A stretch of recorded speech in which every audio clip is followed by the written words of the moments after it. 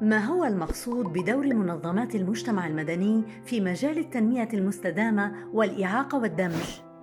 تمت المصادقة على أجندة التنمية المستدامة لعام 2030 في عام 2015 من قبل الجمعية العمومية لهيئة الأمم المتحدة انسجاماً مع الاتفاقية الدولية لحقوق الأشخاص ذوي الإعاقة.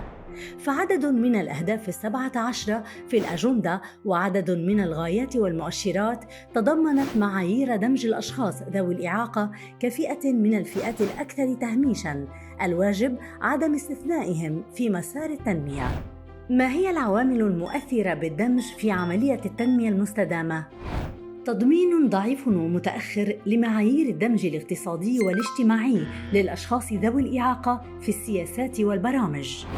هناك نظرة نمطية خاطئة تجاه الأشخاص ذوي الإعاقة تصورهم كأشخاص غير قادرين على المشاركة في حركة الإنتاج الاقتصادي والتفاعل الاجتماعي. حصر قضايا الإعاقة ضمن برامج الرعاية الاجتماعية والعمل الخيري وليس ضمن منظومة الحقوق والتنمية.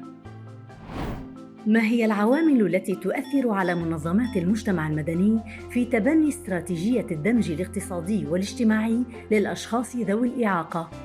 الدول ذات النمو الاقتصادي المتدني هي الأكثر بعداً عن حالة التجاوب مع قضايا الأشخاص ذوي الإعاقة. الاهتمام بقضايا الإعاقة يصبح محصوراً بأولوية أنشطة الطوارئ والتي ترتكز بأغلبها على العمل الخدماتي البحت. التضييق على نشاط منظمات المجتمع المدني بحجة الحفاظ على الأمن القومي وضرورة الحيلولة دون الإفساح في المجال أمام تدخلات المنظمات الأجنبية في الشؤون الداخلية السياسية والاقتصادية والاجتماعية للدولة. كيف يمكن التصدي للعوامل العامة المؤثرة في إدماج قضايا الإعاقة ضمن إطار التنمية المستدامة في العالم العربي؟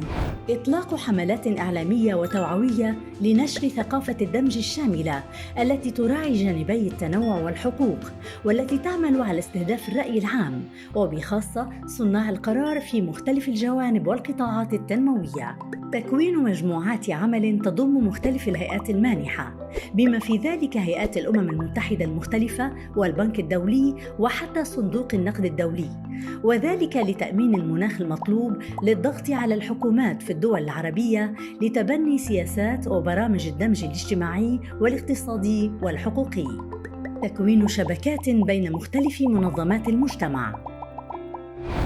إطلاق حملات حوارية وتوعوية عامة تستهدف كل من صناع القرار ومنظمات المجتمع المدني ترمي إلى تحفيز الرأي العام باتجاه رفض النموذج الريعوي القائم.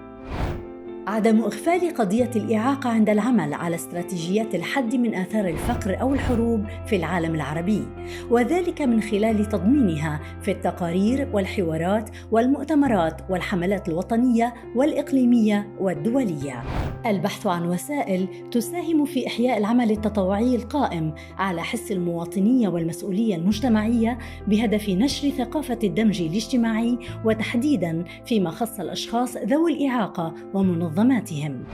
توفير كافة الوسائل الضامنة تمثيل كافة الفئات المهمشة بما في ذلك الأشخاص ذوي الإعاقة ومنظماتهم في الفاعليات المعنية بقضايا التنمية المستدامة وآليات صناعة القرار. للمزيد عن الموضوع يرجى متابعة التقرير الخاص للأستاذ أحمد برقية والدكتور محمد علي لطفي على موقع الشبكة ANND.org.